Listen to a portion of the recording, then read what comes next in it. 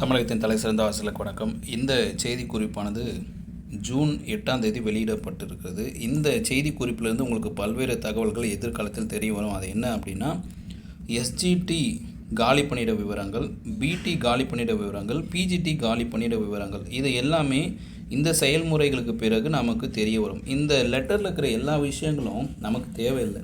யாருக்கு தேவைன்னா, அரசு பள்ளியில் பணி செய்து கொண்டிருக்கின்ற second grade teacher, PT teachers, PG teachers தான் இந்த அப்ளிகேஷன் மெத்தட் என்ன, யாருக்கு ரிலாக்ஸேஷன் கொடுக்குறாங்க, ஏது பண்ணுறாங்க, எப்படியெல்லாம் ட்ரான்ஸ்ஃபர் அலோவ் பண்ணுவாங்க, ப்ரொமோஷனை கட் பண்ணுறாங்களா, இதெல்லாம் அவங்களுக்கு தேவை.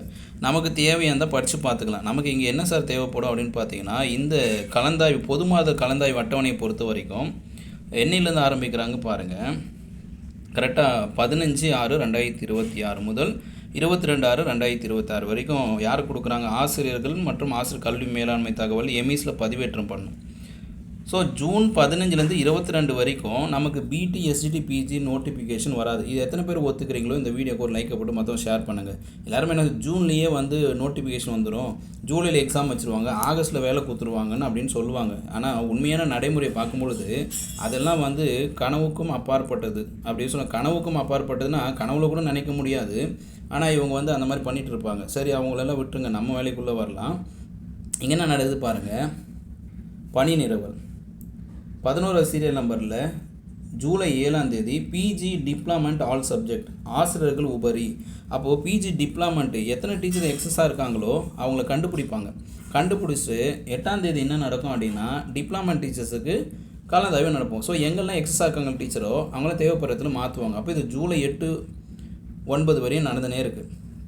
இதே செயல்முறை எங்கே நடக்கும் அப்படின்னா, இது பிஇடி டீச்சர்ஸ்க்கும் நடக்கும், கம்ப்யூட்டர் சயின்ஸ் டீச்சர்ஸ்க்கும் நடக்கும், பாட ஆசிரியர்களுக்கும் நடக்கும்.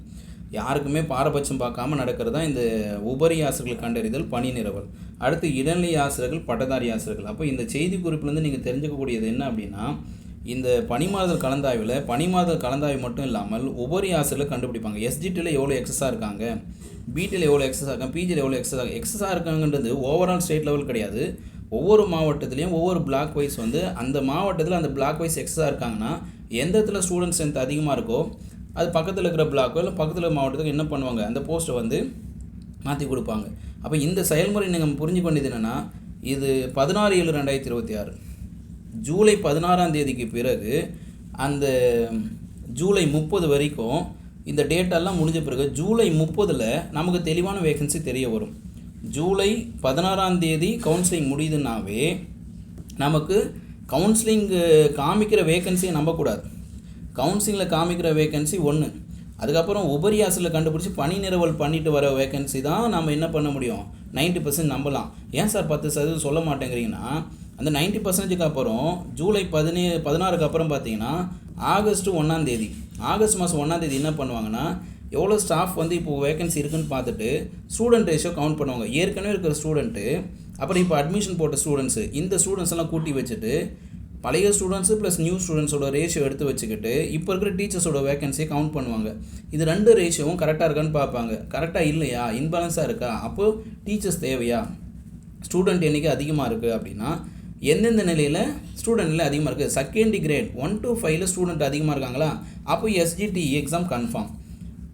6th to 10th வரையும் இருக்கிற மாணவர்கள் எண்ணிக்கை அதிகமாக இருக்கா, அதில் எந்தெந்த சப்ஜெக்ட்டுக்கு தேவைன்னு சொல்லிட்டு பிடி டீச்சர்ஸுக்கான வேகன்சி கன்ஃபார்மாக எக்ஸாம் கன்ஃபார்ம். அடுத்து 11th to 12th ஸ்டூடெண்ட்டு, இந்த ஸ்டூடெண்ட் ரேஷியோ எடுத்துகிட்டு வரும்போது டீச்சர்ஸை விட ஸ்டூடெண்ட் அதிகமாக இருந்தாங்கன்னா பிஜிடிஆர்பி எக்ஸாம் கன்ஃபார்ம்.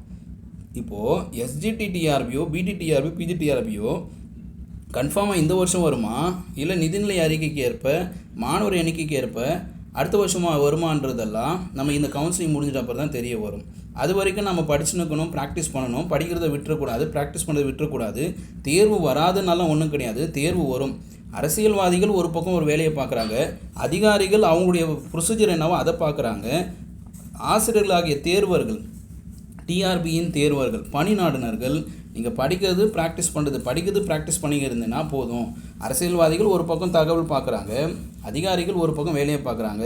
அதிகாரிகள் வேலை பார்க்கும் பொழுது தேர்வர்கள் இவங்கள வேடிக்கை பார்க்காம நீங்கள் புக்கை போய் பாருங்கள், உங்களுடைய பயிற்சி வினாக்களை பாருங்கள், அது உங்களுக்கு வெற்றியை பெற்றுத்தரும்.